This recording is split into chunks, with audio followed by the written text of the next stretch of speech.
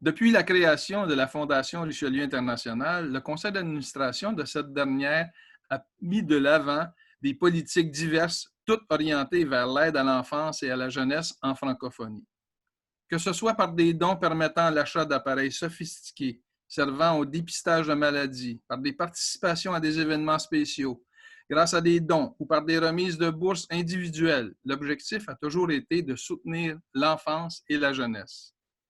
Les sources de financement venaient principalement des clubs par l'entremise des prix Jean-Joseph Girard et des cercles Horace Villot. Les membres des différents clubs participaient aussi de diverses façons à l'augmentation de la capitalisation de la Fondation, des dons personnels, des dons in memoriam, organisation d'événements, collectes spéciales, etc., etc. Certaines sommes provenaient aussi de dons faits par des tiers à la Fondation qui ne sont pas reliés directement au Richelieu, comme des legs testamentaires, par exemple. Récemment, les sommes reçues annuellement étaient égales à celles données à travers les bourses et les dons qui étaient remis. Les critères étaient variés en ce qui a trait aux dons et plus précis pour ce qui est des bourses d'études.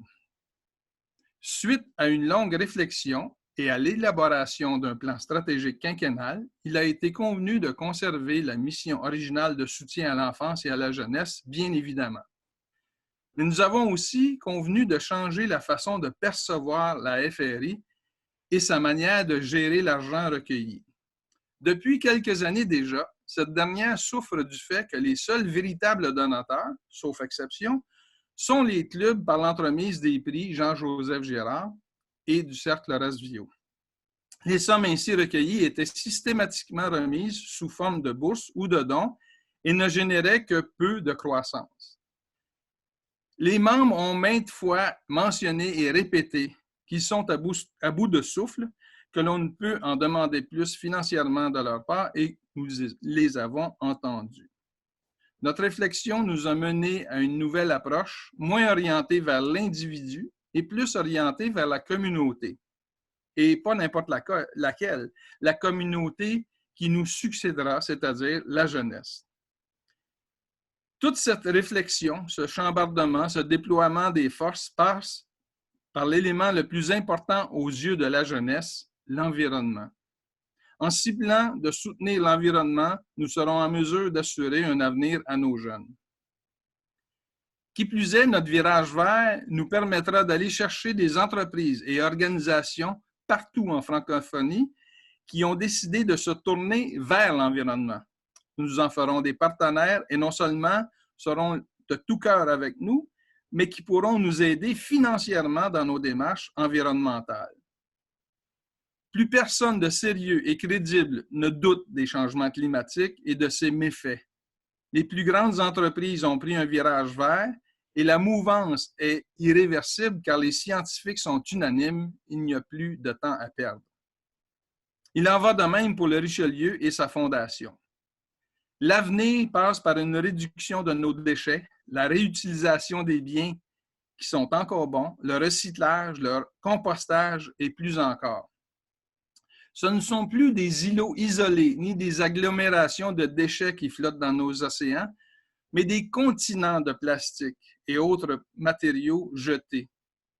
Et pour utiliser le terme continent, il faut à tout le moins avoir la superficie du plus petit connu, soit l'Océanie. Nous avons la chance d'être le premier club de service international à nous afficher ouvertement, non seulement en faveur de l'environnement, mais aussi d'en faire notre cheval de bataille. Nous avons comme mission de soutenir l'enfance et la jeunesse du point de vue de la santé, de l'éducation, de la persévérance scolaire, du dépassement de soi. Bref, nous sommes engagés à soutenir leur santé mentale, physique, intellectuelle, mais celle-ci passe automatiquement par l'environnement. Comment pourrait-on leur laisser quoi que ce soit si nous ne pouvons leur offrir un endroit sain où vivre et se développer? En nous affichant ouvertement en faveur de l'amélioration des conditions environnementales, nous serons des précurseurs au plan des clubs de services et nous aurons très certainement une oreille attentive tant des organismes que des gouvernements, des entreprises, sans oublier la population en général. Notre objectif à la Fondation Richelieu International est de tripler notre capitalisation avec l'aide des entreprises et partenaires qui voudront nous appuyer dans nos démarches et de mettre de l'avant des programmes de sensibilisation, de nettoyage, de revitalisation, de plantation d'arbres, de sauvegarde d'animaux ou d'insectes butineurs, etc., etc. Pour ce faire, nous aurons besoin de tous les membres afin de colliger les coordonnées de tous les organismes susceptibles de nous épauler dans nos démarches et de mettre de l'avant ce mouvement aussi nécessaire que révolutionnaire. Prendre soin de notre jeunesse, c'est d'abord avant tout prendre soin de notre planète. Pour ce faire, nous avons besoin de votre accord, mais surtout de votre appui.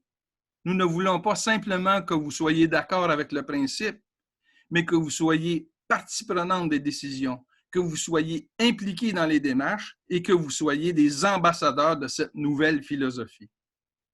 Suite à l'acceptation des nouvelles orientations, voici quelques étapes qui devront être mises de l'avant au cours des prochaines années. Premièrement, la mise en place d'une structure environnementale au Richelieu International et à la Fondation Richelieu International devra être élaborée et peaufinée au cours de la première année. Deuxièmement, pendant cette même année, une stratégie visant la mise en marché de notre nouvelle orientation sera mise en place.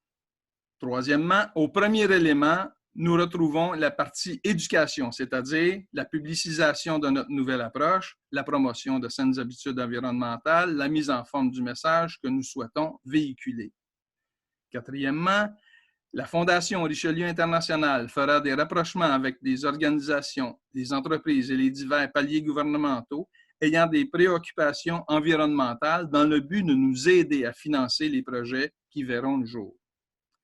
Cinquièmement, tout en conservant notre objectif d'accumuler un capital minimal de 5 millions d'ici 2024, nous pourrons éventuellement débuter avec des projets de moins grande envergure pour ne pas créer de vide dans nos clubs.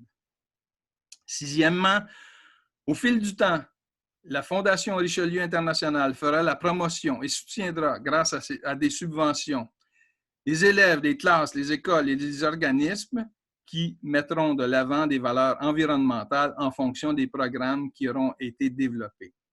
Septièmement, les critères d'acceptation de financement devront tenir compte des retombées des projets financés et les critères les définissant devront être revus entièrement. Huitièmement, ces retombées pourront se présenter sous diverses formes, incluant, mais sans en limiter les critères strictement à ces éléments, le nettoyage, le recyclage, la récupération, le compostage, la dépollution, la plantation d'arbres, la protection des pollinisateurs, etc., etc. Neuvièmement, les répercussions des projets présentés devront avoir des retombées importantes du point de vue du nombre de personnes touchées et ou de l'impact sur l'environnement. Dixièmement, il ne doit pas exister de divergence philosophique entre les tenants de la francophonie et ceux de l'environnement. Ce mouvement doit devenir conjoint et soudé d'une dévotion absolue de la part de tous. Ces éléments ne sont que des grandes lignes d'une réflexion et d'une stratégie globale qui sera développée à court, moyen et long terme afin que tous puissent s'adapter aux nouvelles orientations et fassent de ce projet majeur une gigantesque réussite. Merci à tous les Richelieu.